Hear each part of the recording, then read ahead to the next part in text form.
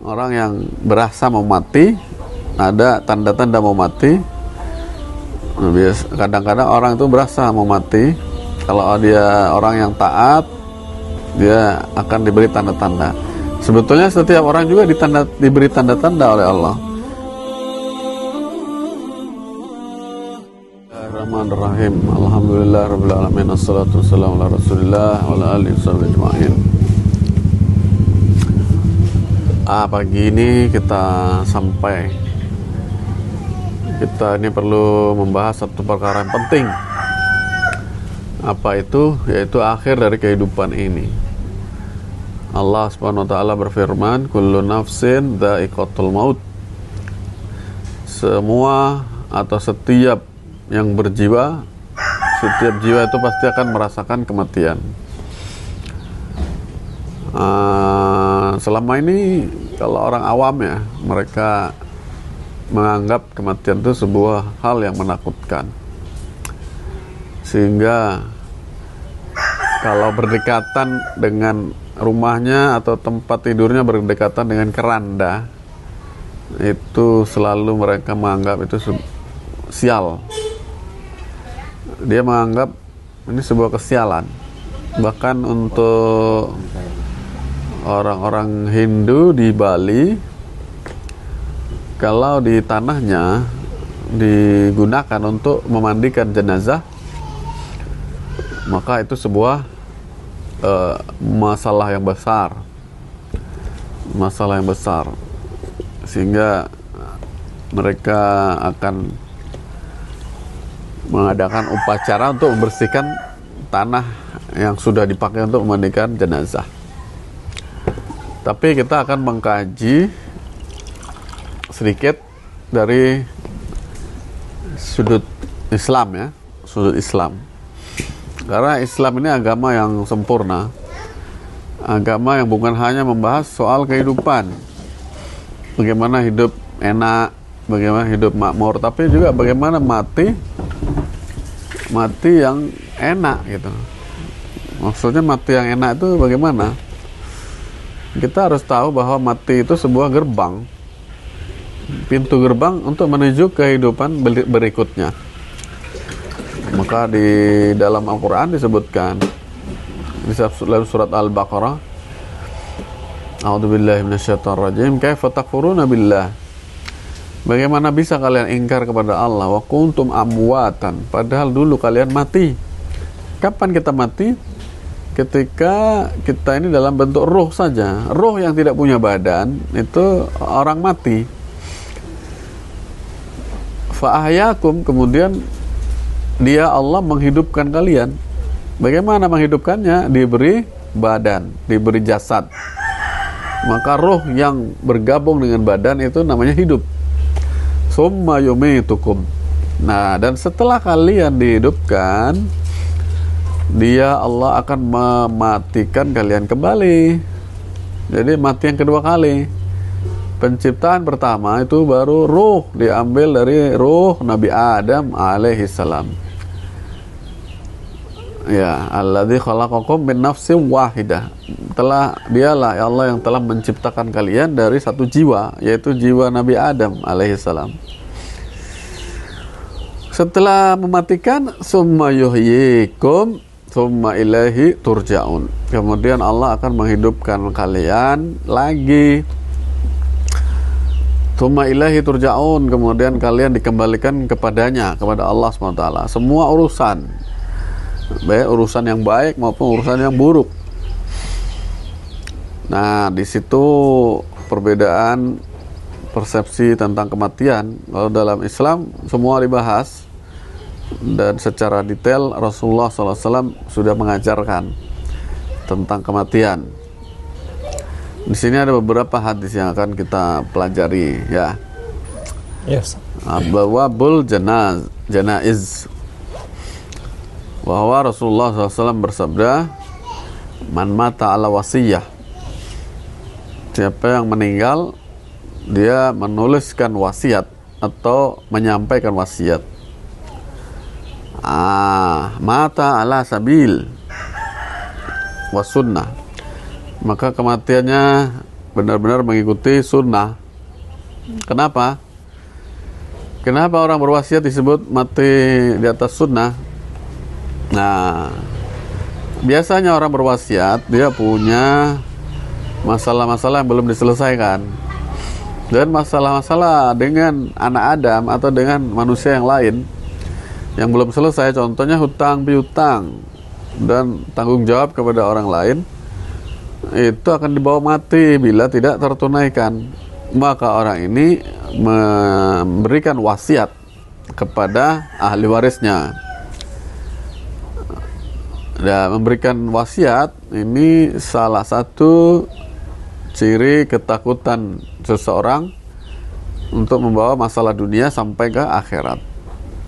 Nah, maka kematian seperti ini bahkan disunahkan orang yang berasa mau mati, ada tanda-tanda mau mati. Kadang-kadang orang itu berasa mau mati. Kalau dia orang yang taat, dia akan diberi tanda-tanda. Sebetulnya setiap orang juga diberi tanda-tanda oleh Allah. Tapi ada sebagian orang yang terlalu sibuk dunia, tanda-tanda itu tidak terbaca oleh instingnya. Nah, maka mereka orang-orang lalai menganggap ini kematian yang tiba-tiba. Padahal tidak ada kematian tiba-tiba. Maka dengan wasiat itu, maka ahli waris akan mengambil tanggung jawab si jenazah di atas punggung mereka. Maka Rasulullah SAW dalam satu kejadian diminta untuk mensolatkan satu jenazah. Kemudian Rasulullah bertanya bebannya, apakah orang ini masih punya hutang? Iya, masih punya hutang, jawab mereka. Maka Rasulullah katakan, kalau begitu aku tidak akan mensolatkan dia, kalian saja yang mensolatkan orang ini. Timbul pertanyaan, kenapa emangnya? Apa bedanya orang mati yang punya hutang dengan orang yang tidak punya hutang? Nah, ternyata orang yang punya hutang ini walaupun dia orang taat, dosa-dosanya diampuni kecuali hutang. Nah, Rasulullah menganggap doa-doanya akan percuma karena dengan hutang yang masih tersisa belum terbayar, dia terkatung-katung, doanya tidak sampai ke langit. Didoakan pun akan terhalang dengan hutang yang belum terbayar. Maka sampai kemudian seorang sahabat mengatakan, ya Rasulullah, saya akan tanggung hutang-hutang dia sampai lunas. Salatkanlah dia. Baru kemudian Rasulullah salatkan. Dan sahabat-sahabat tidak ada yang bohong. Dalam riwayat hadis, bila disebutkan itu nama seorang sahabat, walaupun namanya belum tenar, tapi karena dia sahabat, maka dipastikan sahabat itu tidak akan berbohong bila dia berbicara. Jadi kita belajar jangan menyembunyikan masalah.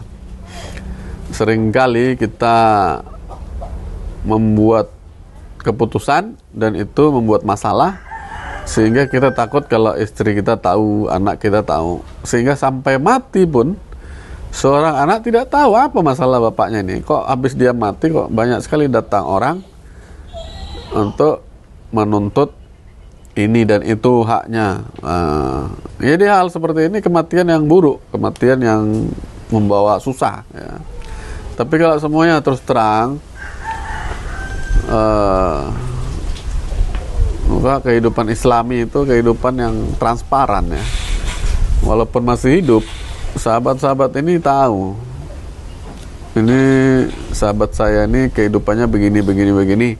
Tidak ada hal yang tersembunyi, karena mereka semua berusaha untuk mencari kebaikan dirinya, maka tidak ada alasan untuk menyembunyikan sisi dari kehidupannya.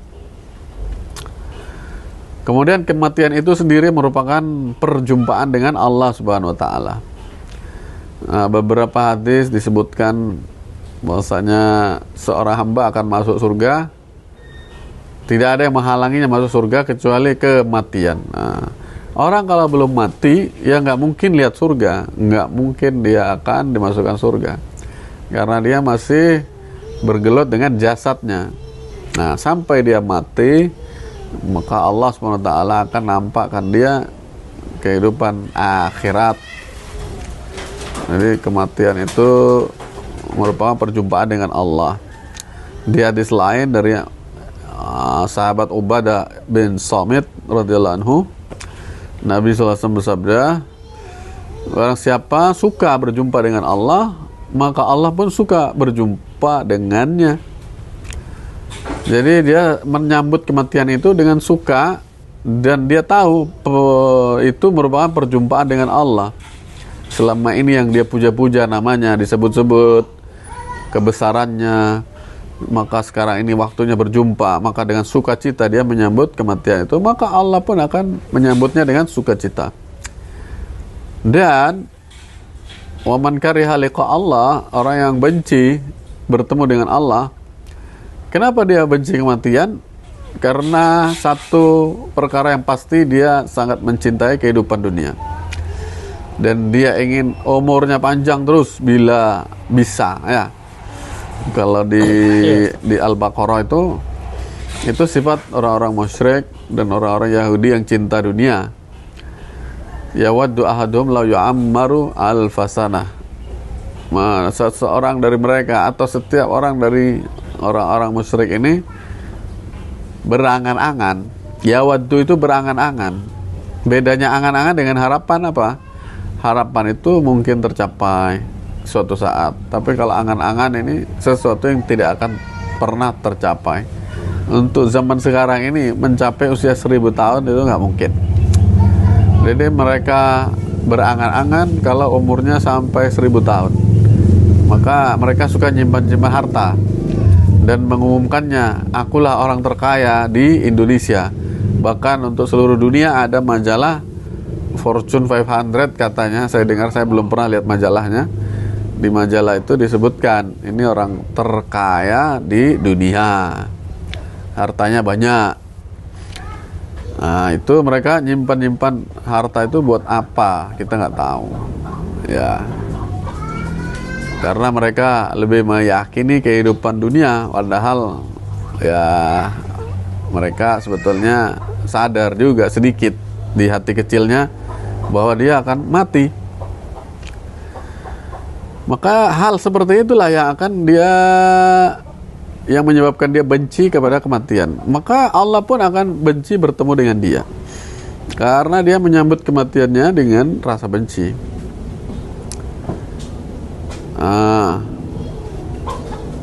Kemudian Rasulullah SAW ditanya, apa yang menyebabkan dia benci ya Rasulullah? Akarahiyatul maut, bertemu dengan Allah? Maka Rasulullah SAW menjawab, faquluna nakrahul maut, maka setiap kita ini benci kematian ya Rasulullah. Maka Rasulullah SAW menjawab, bukan benci kematian, tapi seorang mukmin itu jika diberi kabar gembira dengan rahmat Allah dan ridhonya dan surganya, maka dia segera ingin cepat-cepat bertemu dengan Allah. Maka Allah pun akan suka untuk bertemu dengan dia. Sedangkan orang kafir, jika diberitahu dengan kematiannya, itu akan mengalami siksa di akhirat dan kemurkaan Allah, maka dia segera tumbuh rasa benci untuk bertemu dengan Allah Subhanahu wa taala. Ini riwayat dari Imam Bukhari dan Muslim. Kemudian Rasulullah SAW sampaikan kepada sahabat-sahabat, in syi'tum amba'tukum ma'awal ma yaqulullah azza wa jalla lil mu'minin yaumal qiyamah. Kalau kalian mau, saya akan beritahu kepada kalian kalimat apa yang pertama akan disampaikan Allah kepada orang-orang beriman di hari kiamat. Maka mereka menjawab, ya Rasulullah, kami ingin mendengarnya. Apa yang akan dikatakan Allah pertama kali kepada orang-orang beriman di hari kiamat? Maka beliau sampaikan, Innallaha azza wa jalla yaqulu lil mu'minin, ya Allah akan mengatakan kepada orang-orang beriman, hal ahbabtum liqa'i, apakah kalian suka berjumpa dengan aku? Fayaquluna na'am ya Rabbana, wahai Rabb kami benar-benar suka bertemu dengan engkau. Maka Allah akan mengatakan, kenapa kalian suka? Bagaimana kalian bisa suka bertemu dengan aku? Maka mereka menjawab, rajauna afwaka, kami sangat mengharap ampunanmu, maafmu. Kemudian Allah SWT katakan, qad wajabat lakum maghfirati, pasti dan pasti kalian sudah mendapatkan ampunan dariku. Nah, karena kenapa dia suka bertemu dengan Allah? Karena apa yang dia buat di dunia, yaitu kebaikan-kebaikan.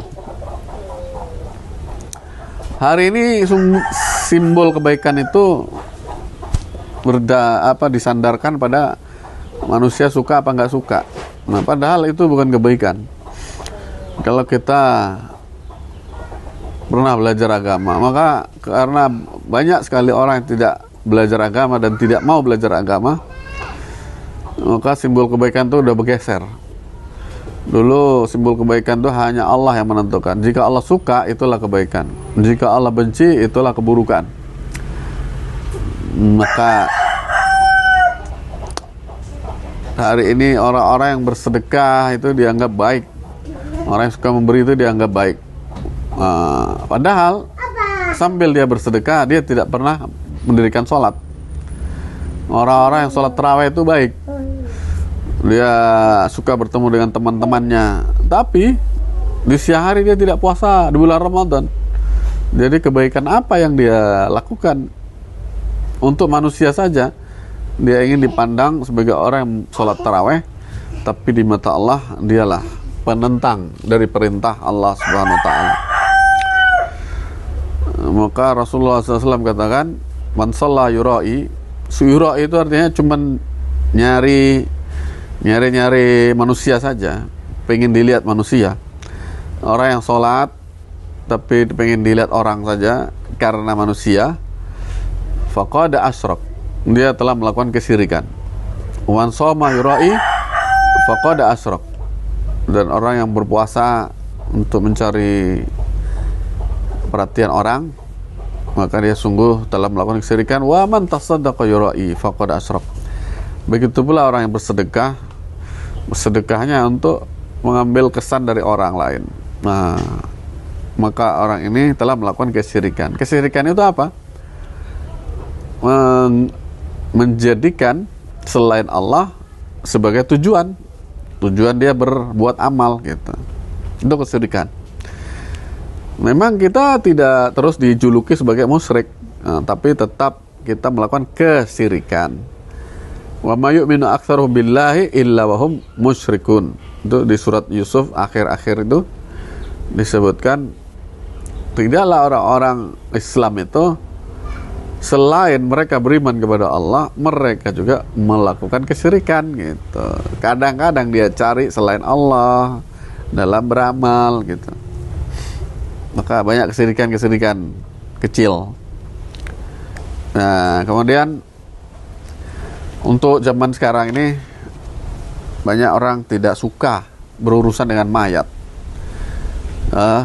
Ya, Ustaz. Sedikit sekali orang yang suka dengan urusan mayat. Padahal Allah sudah siapkan gaji yang besar untuk ngurus mayat ini. Man syahidal janazah, kata Rasulullah SAW, orang yang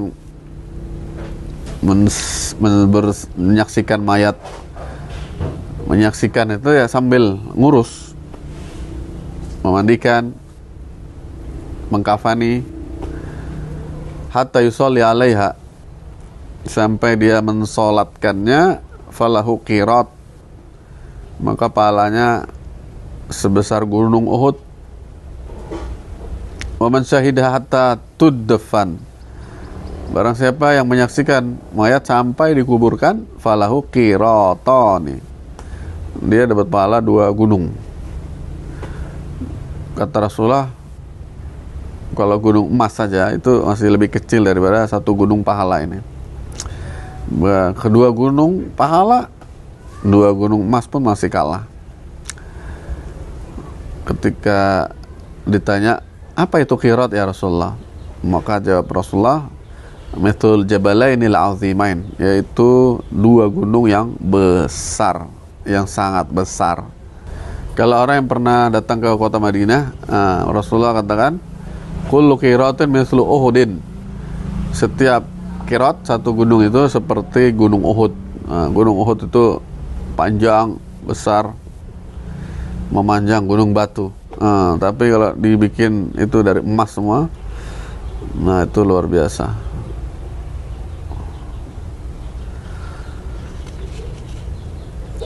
Kemudian itu tadi orang yang tidak menyukai kematian sama dengan tidak suka berjumpa dengan Allah Subhanahu wa taala. Tapi sahabat-sahabat juga tidak gengsi, dia mengatakan, kami benci kematian.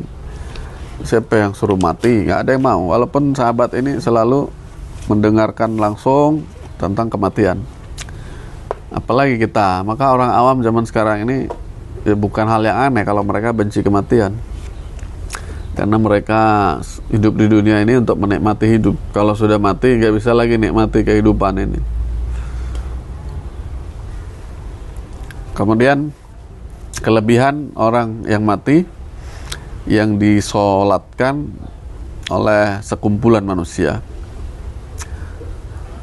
Rasulullah SAW sabdakan, ma min mayyitin yusolli alaihi ummatun minal muslimin yablughuna mi'atan. Kalau ada mayat disolatkan oleh orang-orang muslim, jumlahnya sampai 100, kulum yashfa'una lahu, masing-masing orang 100 ini menjadi pembelanya, illa syufi'u fihi, kecuali pembelaannya diterima oleh Allah SWT. Kemudian di hadis lainnya, orang mati yang disolatkan oleh 100 orang muslim pasti dosa-dosanya telah diampuni Allah. Kemudian dari Al-Hakam bin Farrukh, dia berkata, Abul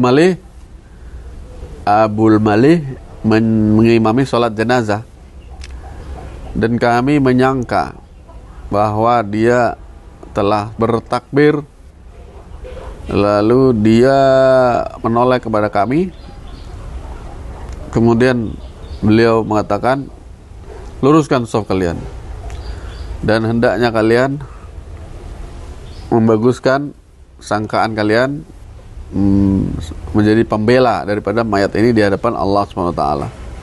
Dia sampaikan satu hadis dari salah satu istri Rasulullah SAW, yaitu Maimunah. Beliau berkata, Nabi memberi kabar kepadaku, kalau ada mayat muslim disolatkan banyak manusia muslim, maka ia pasti akan dibela dan pembelaan mereka diterima oleh Allah Subhanahu wa taala. Ketika ditanya sekumpulan yang dimaksud itu berapa, maka Abul Malih menjawab, sekumpulan yang dimaksud itu paling sedikit adalah 40 orang. Jadi kalau zaman sekarang ada satu suku tertentu yang mayoritas muslim, dia rela membayar, ayo kasih duit, yang mau mensolatkan kasih duit. Nah, dia ingin mencapai jumlah 40 orang. Ya benar. Nah, di dapur itu kayak gitu juga. Iya. Tapi sayangnya lebih banyak orang yang semangat menggali kuburnya, tapi kalau sholat jenazah tak mau. Ya, mereka tidak tahu cara sholat jenazah. Karena ketidaktahuannya, kadang-kadang orang yang berpakaian surban, jubah, satu kampung tidak punya imam sholat jenazah, maka dia disuruh sebagai kehormatan. Sholat jenazahnya pakai ruku dan sujud. Karena dia tidak mau kehilangan muka ketika ditanya, Ustadz, kok sekarang pakai ruku dan sujud? Jawabannya lucu juga. Mayat ini dosanya terlalu banyak, maka harus pakai ruku dan sujud biar Allah mengampuninya. Ini kan kebodohan. Padahal salat jenazah itu cuma 4 takbir saja, nggak usah ruku dan sujud. Tapi karena tidak tahu, ya tidak tahu. Kemudian ini dari Quraib, bahwa Ibnu Abbas itu sepupu Rasulullah SAW. Anak lakinya meninggal. Kemudian Quraib dipanggil. Lihatlah berapa orang yang berkumpul di situ. Maka Quraib keluar dan dia menghitung orang-orang yang berkumpul, orang-orang takziah itu. Kemudian aku beritahukan, ada 40 orang. Ibnu Abbas bertanya. Saya jawab, ada, kata Quraib. Maka keluarkan anak saya, jenazah anak saya, karena saya sudah mendengar Rasulullah SAW mengatakan, kalau seorang laki muslim mati, ada 40 orang yang mensolatkan jenazah itu dari laki-laki, yang laki-laki dan orang-orang itu tidak menyekutukan Allah. Kemudian kecuali pasti syafaat mereka, pembelaan mereka ini akan diterima Allah SWT. Jadi kalau orang habis atau mau sholat jenazah atau sesudah sholat jenazah bersaksi jenazah ini baik, jawab mereka baik. Apakah orang ini baik? Baik. Nah, itu untuk menguatkan pembelaan mereka di hadapan Allah SWT. Tapi kalau orang ini tidak baik, kita juga jangan mengatakan baik gitu aja. Nanti perkataan baik itu akan diminta pertanggungjawaban di hadapan Allah SWT.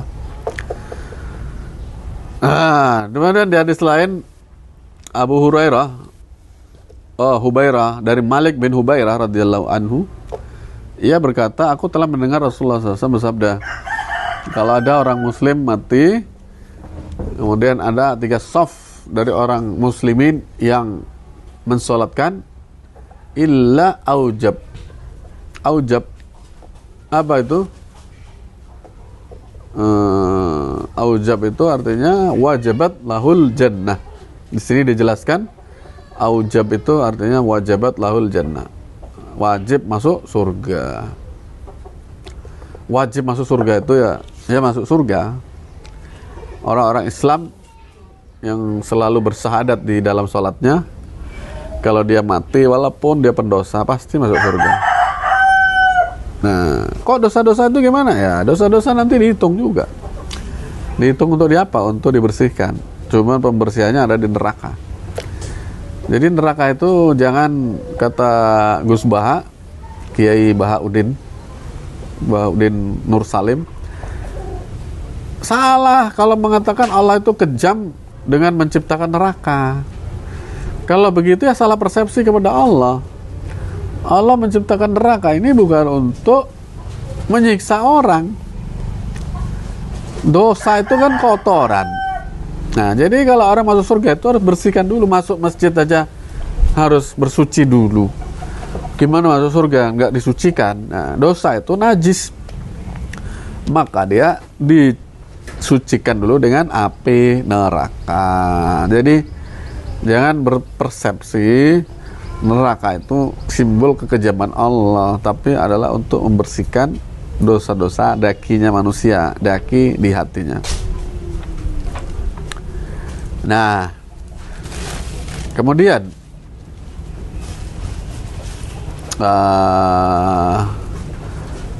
Anas bin Malik radhiyallahu anhu berkata, Anda lewat jenazah, kemudian orang-orang itu memuji-muji jenazah itu. Maka Rasulullah mendengarnya dan mengatakan wajabat. Di satu kesempatan lain, jenazah ini dijelek-jelekkan oleh orang-orang yang mengantarnya. Kemudian Rasulullah mengatakan wajabat. Maka Umar ini nggak jelas, nggak paham Tadi orang menyebut kebaikan wajibat. Sekarang menyebut keburukan mayat wajibat. Apa maksudnya Rasulullah? Maka Rasulullah SAW menyebutkan wajibat ketika orang mengatakan kebaikan itu maksudnya adalah bila orang-orang yang hidup memuji-muji dia, berarti memang orang itu orang baik. Yang meninggal maka wajib masuk surga. Nah, sedangkan kalau yang disebutkan itu keburukan mayat, maka mayat ini pasti masuk neraka. Maka Rasulullah katakan, antum syuhadaullah, kalian yang hidup ini adalah saksi-saksinya Allah fil ard, di muka bumi. Jadi kalau ulama-ulama itu menyampaikan, kalau kamu ingin tahu tentang pribadi seseorang, bertanyalah kepada tetangganya, jangan langsung tanya sama dia. Seperti Taslim, Lem, kamu orang baik atau jahat? Pasti dia jawab baik. Tapi kalau bertanya sama tetangganya, oh Taslim apa itu? Taslim itu sama tetangga 3 rumah aja nggak kenal dia. Nggak tahu gimana? kami. Wah, ini anak apa ini? Nggak pernah berziarah dengan tetangga. Nah, dia taunya pergi tempat kerja, udah selesai pulang tidur. Nah, jadi kehidupan Islamnya belum sempurna, ya. Yes. Jadi kalau kita ingin dilihat oleh Allah SWT, dipandang, nah, ya kita cari waktu luang untuk berkunjung dengan tetangga. Kenapa? Ini jawabannya. Dari Anas juga bahwa Nabi SAW bersabda, "Mamin muslimin yamut." Kalau ada seorang muslim yang mati, fayashhadu lahu arba'atu abyat min jiranihi al-adnain annahum la ya'lamuna illa khairan illa qala Allahu qad qabiltu ilmakum fihi wa ghafartu lahu ma la ta'lamun. Kalau ada seorang muslim yang meninggal, kemudian 4 rumah dari tetangga-tetangganya yang terdekat mengatakan bahwa mereka cuma tahu kebaikan orang ini, ya orang mati ini saya cuma tahu kebaikan, nggak pernah saya dengar dia itu orang buruk. Maka Allah akan berkata, aku terima persaksian kalian tentang mayat ini. Kalau ada keburukan, yang tahu cuma saya, kata Allah, yang tahu cuma saya saja, maka aku telah ampuni. Begitu. Jadi kalau berbuat keburukan, nggak usah nampak manusia, nampak Allah saja. Gampang urusannya, kita bertobat selesai. Tapi kalau sempat kita berurusan dengan manusia, kita bertobat kepada Allah, tapi sama manusia nggak dimaafkan, itu panjang lagi sampai di hari kiamat nanti. Nah, kemudian Imam Ahmad meriwayatkan dari Syekh dari ahli Basrah, penduduk Basrah, dari Abu Hurairah radhiyallahu anhu, dari Nabi sallallahu alaihi wasallam, dan Nabi meriwayatkannya dari Allah Subhanahu wa taala, dan berkata, "Ma min abdin muslimin yamut." Kalau ada seorang muslim yang mati, fayashhadu lahu thalathatu abyatin min jiranihil adnain. Tetangga-tetangga terdekatnya bersaksi bahwa orang ini orang baik. Kami taunya dia orang baik. Illa qala Allah azza wa jalla. Kecuali pasti Allah akan berkata, qad qabiltu syahadata ibadi ala ma alimu. Aku terima persaksian baik hamba-hambaku yang tetangga-tetangganya itu atas apa yang mereka ketahui. Adapun dosa yang mereka tidak tahu, padahal orang ini pasti buat dosa, cuma mereka tidak tahu. Yang tahu cuma aku, kata Allah. Wa ghafartu lahu ma'a'lam. Dan aku telah ampuni dosa yang dia lakukan dan hanya aku yang tahu. Nah, Ini baik-baik sama tetangga, kenal dengan tetangga, ya. Iya, kalau tetangga nggak kenal kita kan dia nggak tahu keburukannya kita. Ya, itu argumen yang tidak berdasar. Orang Muslim tuh ciri-cirinya dia peduli kepada tetangga. Dengan tidak kenal berarti kita tak peduli. Dan orang yang tidak peduli dengan tetangganya tidak disebut sebagai saudaranya. Malam ya tambi amril mukminin, orang yang tidak peduli dengan urusan orang beriman, falaisa minhum, dia tidak termasuk golongan orang beriman. Nah, mau jadi golongan siapa gitu. Kalau tidak kenal berarti dia tidak mau tahu gitu. Dan tidak mau tahu itu merupakan sebuah keburukan gitu. Kemudian dari Umar radhiyallahu anhu, ia berkata bahwa Nabi sallallahu alaihi wasallam bersabda, ayyuma muslimin syahidalahu arba'atu nafarin bi khairin. Orang muslim yang mati kemudian ada 4 orang, bukan 4 rumah lagi. Yang tadi 4 rumah. 4 orang yang bersaksi dengan kebaikannya, adkhalahullahu jannah. Allah akan memasukkannya ke dalam surga. Kemudian kami bertanya, wa thalatha, bagaimana dengan 3 orang ya Rasulullah? Maka 3 orang juga Allah akan memasukkan dalam surga. Wasnani, bagaimana kalau 2 orang saja? Wasnani, kata Rasulullah, 2 orang juga akan membuat Allah masukkan dia dalam surga. Kami tidak bertanya lagi tentang 1, bagaimana kalau 1 orang saja. Jadi hadis ini sampai 2 orang saja. Kalau yang 1 orang belum ditanyakan. Idza matal abdu wallahu ya'lam minhu syarran wa yaqulu nasu khairan. Kata Rasulullah SAW, jika seorang hamba mati, Allah tahu keburukannya, kejahatannya, tapi orang-orang hanya menyebutkan kebaikannya, baik, maka Allah berkata kepada para malaikatnya, qad qabiltu syahadata ibadi ala abdi, aku terima persaksian hamba-hambaku terhadap mayat ini, wa ghafartu lahu ilmi fihi, dan apa yang aku tahu dari dosa-dosanya aku sudah ampunkan dia. Ini pentingnya kita tidak terang-terangan ketika kita berbuat dosa, ya, sembunyi-sembunyi. Bismillah. Dalam satu hadis Rasulullah katakan, kullu ummati mu'afat, semua umatku akan diampuni, illal mujahirin, kecuali mereka yang mujahirin. Mujahirin itu apa ya Rasulullah? Orang yang buat dosa terang-terangan. Masa ada orang buat dosa kok terang-terangan? Mencuri terang-terangan, zina terang-terangan, masa ada? Maka Rasulullah sebutkan sifatnya. Malam hari dia berbuat dosa, Allah telah tutupi dia dengan gelapnya malam.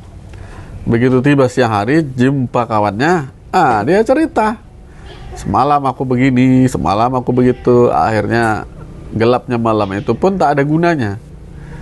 Akhirnya tahulah orang-orang itu. Maka dengan dia menceritakannya, malam yang dibuat gelap oleh Allah itu tak berguna lagi. Maka Allah tak akan lagi mengampuni orang macam ini. Suka cerita kemaksiatannya dia. Ini buat orang-orang yang meninggal ya. Iya, Ustaz. Kita ini berusaha cari kematian. Bukan kita cari-cari mati, tapi cari cara mati yang baik. Cara mati yang baik adalah dengan hidup yang baik. Hidup yang baik bagaimana? Ya belajar. Jangan kata orang begini. Nggak usah ngurusin orang. Selamat kita. Enggak, salah itu. Nggak usah ngurusin orang. Memang nggak usah ngurusin orang yang bukan tanggung jawab kita. Tapi kalau itu tanggung jawab kita, ya kita urusin. Karena itu akan terbawa sampai di akhirat kelak. Kenapa? Ada orang soleh, tapi di akhirat dituntut. Orang ini soleh sendiri, dia tidak peduli dengan tetangganya, kawan-kawan dekatnya. Nggak pernah diajak jadi soleh. maka orang ini akan dituntut. Nah, alam ya'tikum nadhir, tidakkah dia memberitahu kamu, memberi peringatan? Karena kita nggak mau tahu, akhirnya ya kita habis, terseret juga ke dalam neraka. Gara-gara kehidupannya tidak baik, akhirnya kematiannya juga tidak baik.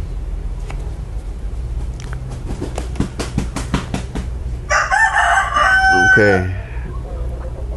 Ada yang ditanyakan, silakan. Kayaknya udah jelas ya? Iya, jelas semuanya dibahas tadi. Ya. Semua yang mau ditanyain udah keluar semua.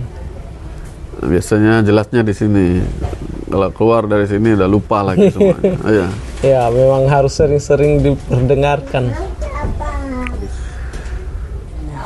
Ya, alhamdulillah kita menambah ilmu sedikit tentang kematian.